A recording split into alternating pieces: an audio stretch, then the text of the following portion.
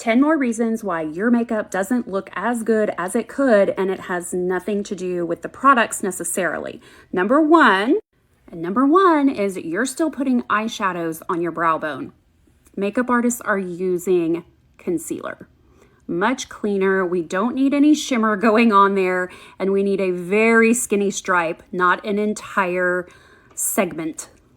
Number two, you just have way too many options. You need to pare it down. And number three, you have too many options because you still think that there is the perfect color out there for eyeshadows, blush, foundation, concealer, and makeup artists know that we blend everything. So we have a core group of colors, a red, a pink, and a peach for blush, and we blend all of those together, and it's not hard at all. It's just a little bouncing around, which brings me to number four. You're not practicing with your makeup when it doesn't matter.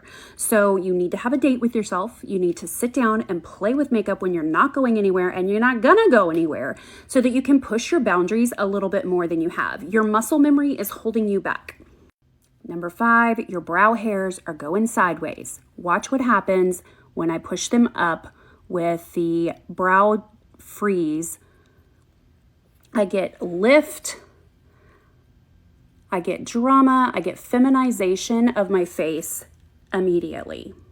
Number six, you're still afraid of powder. You're afraid that powders are gonna make you look dry and aged. And the truth is that all makeup enhances fine lines. So powders can do that. But if you're doing all the right things and you're using a powder from the last 2 years, okay, they've come a long way. They can actually, they're micro milled into just something that is very different than what you're thinking of if you haven't used one recently. But you can fill in fine lines. You can remove texture with powders, and you can create a veil that makes it impossible for other people to see past it and hide all of the imperfections with powder. You just need to use it and not be afraid of it, and practice with it during your dates with yourself. Number seven, your brushes aren't clean. And I don't mean washing them in the sink. You definitely need to do that if you haven't done it in the last 3 months, okay? Get them clean.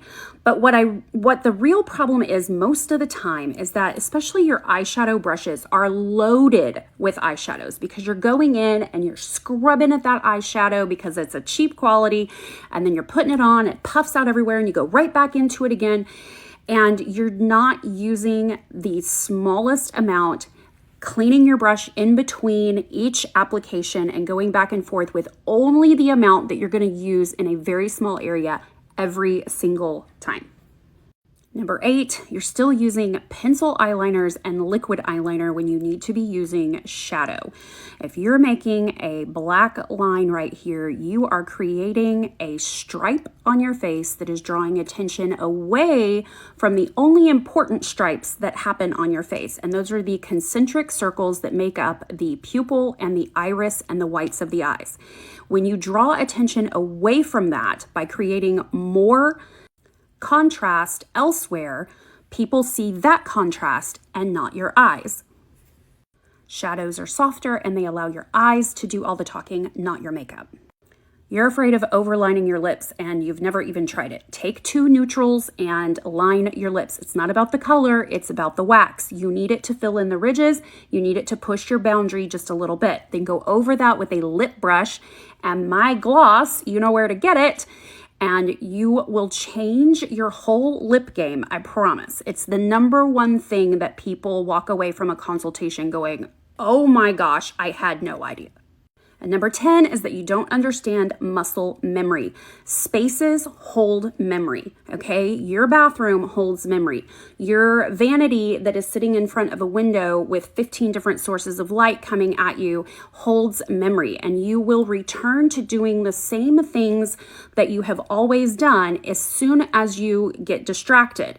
So to change your habits, you have to change your environment to some extent. That means move it to a different location. It means change the lighting. It means change the chair. Change anything in the environment where you're doing your makeup, and it will help you to change your habits. I'm going to throw in a bonus. Number 11 is that you don't understand how people see you. You think that your makeup is for you. We hear this all the time. I do my makeup for me. Okay, but you're not walking around with the mirror staring at yourself all day. You are going around through life interacting with other human beings. So really, your makeup is about what other people perceive you as. Come on, let's be real. You can argue that. Fine. Tell me in the comments. But when you look in the mirror, you know this is true. You look at things on your face. Have you ever looked into your own eyeballs in the mirror? Like you're talking to another person. Sounds kind of crazy, but that's exactly how you need to see yourself. You need to back up from an arm's length distance. You need to see yourself in good lighting, and you need to look into your own two eyes. If nothing on your face is pulling your attention away, then you're good. You're at a great starting place. But we tend to look at things. Are those wrinkles still there? Yep, they're still there. And whatever's in focus expands. Back up. Look at yourself. Understand how other people see you. Get some other opinions that you can trust. Mine, happy to give it anytime. You can just always send me an email and a picture, and I will tell you exactly what you're doing wrong in a nice way and how to fix it. And it doesn't cost you anything.